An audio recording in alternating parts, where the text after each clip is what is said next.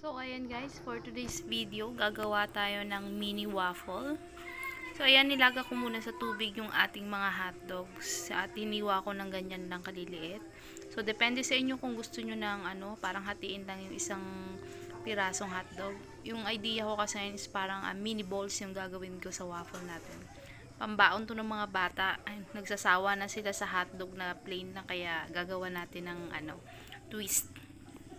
So, ngayon, naluto na yung hotdog. Ilalagay lang natin yan ng harina. Ayan, budburan lang natin ng harina yan para kumapit dyan yung ating pancake mix. At dahil nagsasawa na sa pancake every morning yung mga anak ko, ayan, ginawan ko ng paraan na maiba naman yung kanilang almusal. Pero same pa rin, pancake powder pa rin yung ginamit ko dito. Ayan, tingnan nyo na lang. Maglalagay lang ako ng isang itlog dyan sa pancake powder natin. Mix lang. Haluin nyo lang yan. Then mag-a-add tayo ng water.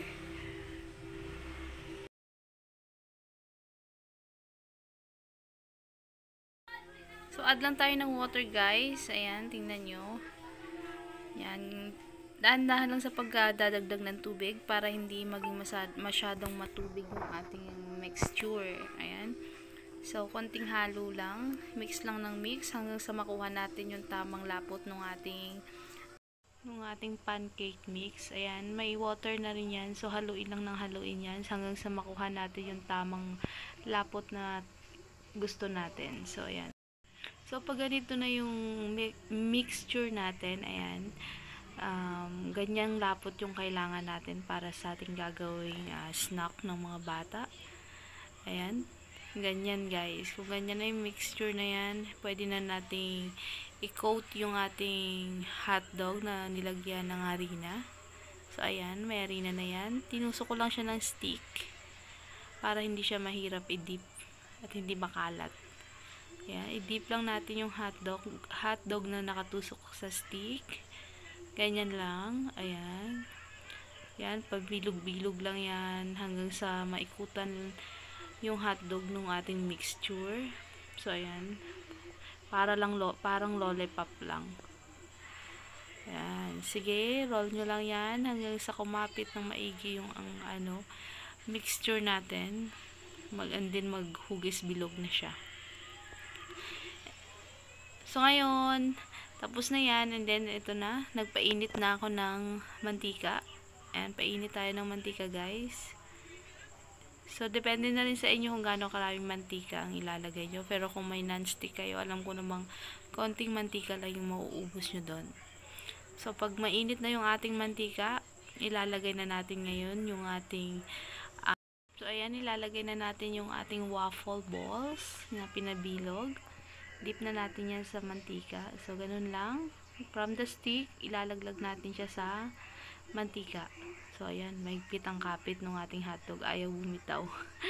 So, ayan, ganyan lang guys. And then, takpan natin yung butas na pinagtusukan ng ating stick. Ayan, sama-samahin nyo na ganyan lang ng ganyan. So, ayan. Ayan na, marami na tayong nailagay. So, ganyan na yung magiging itsura niya. Wait nyo lang na mag-golden brown. And then, okay na yung ating niluluto. So, ayan. Marami pa tayong lulutuin, guys. Golden brown, guys, ha. Kailangan mag-golden brown siya. So, ganun lang yung gawin nyo hanggang sa maluto lahat. So, ito na.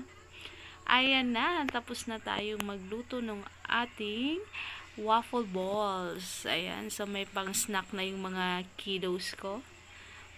Pwede rin tong pambaon sa school ng mga bata. Hindi na sila bibili sa school ng food dahil meron na silang baon. Marami ng pang-merienda na rin. Pwede din. So, nasa inyo po yan.